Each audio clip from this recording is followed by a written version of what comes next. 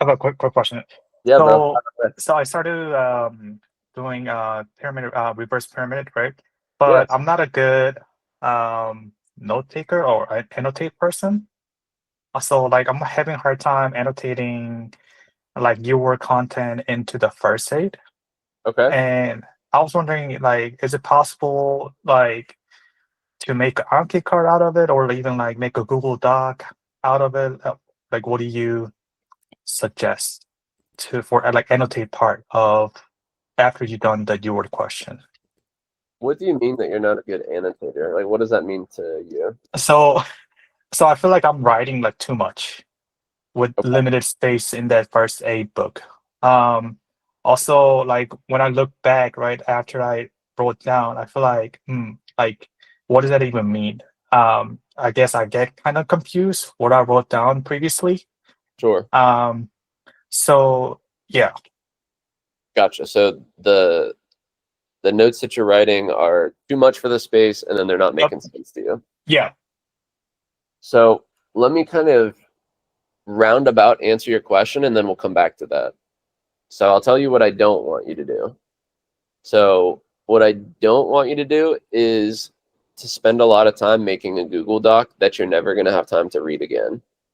And the reason I say that is not because I think you personally are not going to read it again. It's because I have seen this many times over the years where students, like, you could make legit a 40-page Google Doc out of 120 UWorld questions. Like, I'm not even exaggerating. There's that much information there, and you're going to feel the need to type everything. Okay, so that becomes a problem. I've had students literally be like, hey, Dr. Price, I have over 1,000 pages of Google Docs typed up and I don't have time to review them. And I don't want that to happen to you. I've not ever really seen that be an effective method. Like, you're essentially just retyping first aid for that point. The Anki cards can be useful. I'm not a huge fan of it because you lose organization and structure with it, and then it just becomes a bunch of disjointed facts. And if you're going to do that, you might as well use the Anking deck anyways, because it's already got the disjointed facts for you. If you want to use Anking or Zanki, back in the day, the Brosencephalon deck that they're all based off of was really good. But basically, like, there's no point in doing that because that already exists. And the biggest waste of time that you have is writing stuff down into an Anki card if that work has already been done for you. The reason I highly recommend first aid for step one is because you reread the resource, right? You're going to reread it each time that you go back to that page.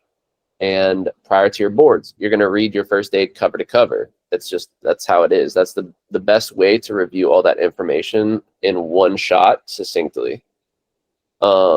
If you're having trouble with writing too much, then we just got to write less, right? So, like, let's say you're looking at cystic fibrosis.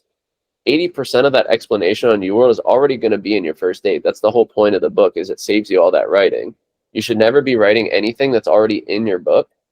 And so if you can keep it to 1 or 2 bullet points of why you missed the question and what the educational objective is, if it's not already in your first aid, then you won the game right there. You don't need to write a huge paragraph or anything like that because most of the information is, number one, in your book. Number two, things that you're not going to forget. Like, once you hear something that is a concept that makes sense, then you're good to go. Like, for example, if you miss a question on afterload because you forgot how a drug works, then you don't need to write what afterload is. If you know it, you just didn't know how to apply it. You know what I'm saying? So, like, be selective with what you're writing. I don't have my first aid with me right now because it's in storage. I'll go grab mine. I Yeah, annotated it a lot. yeah, show them how it's gonna look. I mean, I'd show you a picture of mine if I had it with me, but it's gonna be busy. But at the end of the day, when you reread your first aid the week prior to your exam, that's when you see every single thing again for the third or fourth time. And you can do it in 7 days, split the book up by about 150-page segments. And those 7 days are guaranteed points that you're going to gain that you wouldn't have had otherwise. And so that's why I recommend it that way. And I know you're looking for me to tell you, like, hey, do it a different way. And if you do, that's totally fine. That's up to you. But those are my reasons for avoiding those other 2 methods. All right, I've got my book. I'm going to flip my camera around and show you in a second. But 2 things that, if you don't mind me adding, I had some ideas that you can do. So, one, if you want, you can instead of like, writing all of this stuff, I'm imagining you're a lot faster at typing. Just type whatever you want to write into ChatGPT and be like, can you simplify this into just a few words? And then write that into First Aid. That'll be a lot more succinct. And then you might also be able to like get like an extra tidbit. It might be able to explain it to you in like a way that makes more sense. That way you don't have to like write all this stuff out and then be like, I don't even understand what I just wrote. Let ChatGPT do it for you. So that would be number one. And then two, this is kind of a psychological trick. I would say either get a thicker pen or a thinner pen.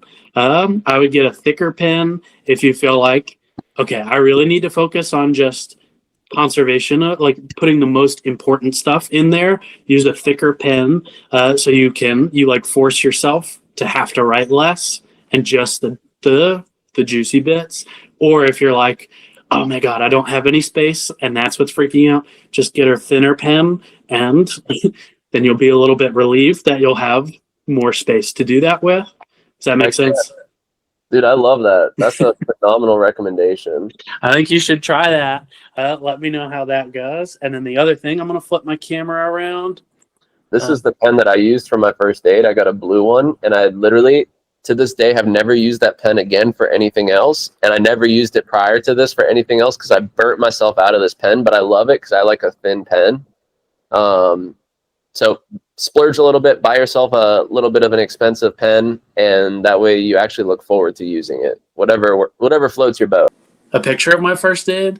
So all I did, this is some psych stuff. So, instead of sitting and reading all of these different things, like, in the question, the big thing that they're always going to harp on is like anorexia. If they're underweight, like that's the only thing that like they're going to be able to hone in on that will delineate between picking the answer choice anorexia or bulimia. And so like you don't have to sit and write like anorexia is this has to have a BMI of less than blah blah blah blah blah blah blah or more than blah blah blah blah blah blah blah blah blah blah.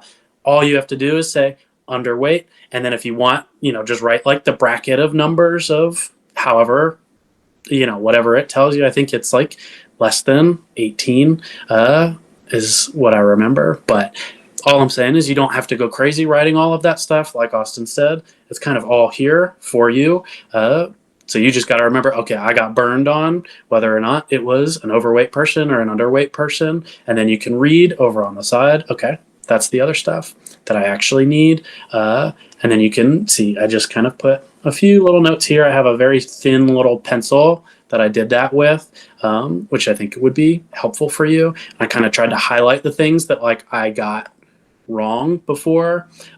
So that's kind of how I highlighted it. Absolutely. And I think the biggest thing is just preventing the overwhelm to become a secretary with your studying, because the act of writing can be helpful, but what's more helpful than the time it takes to write is the time that you get from repetition.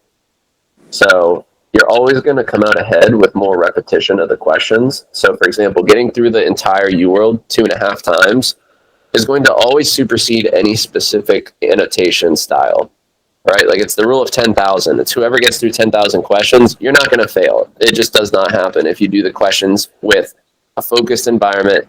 You're working hard, you're staying focused, you're actually trying. If you do 10,000 questions, you're going to be fine. Right? But if you do 2,000 questions, like I've literally had students that have came to me after a fail on a USMLE, and I'm like, oh, what did you do for your preparation? And they're like, oh, well, I did like 1,200 questions. And I'm like, well, dude, I would have failed too if I did 1,200 questions. Like, what do you mean? So the sheer volume of effort that you put in is going to supersede any of these specific things we're telling you about annotation.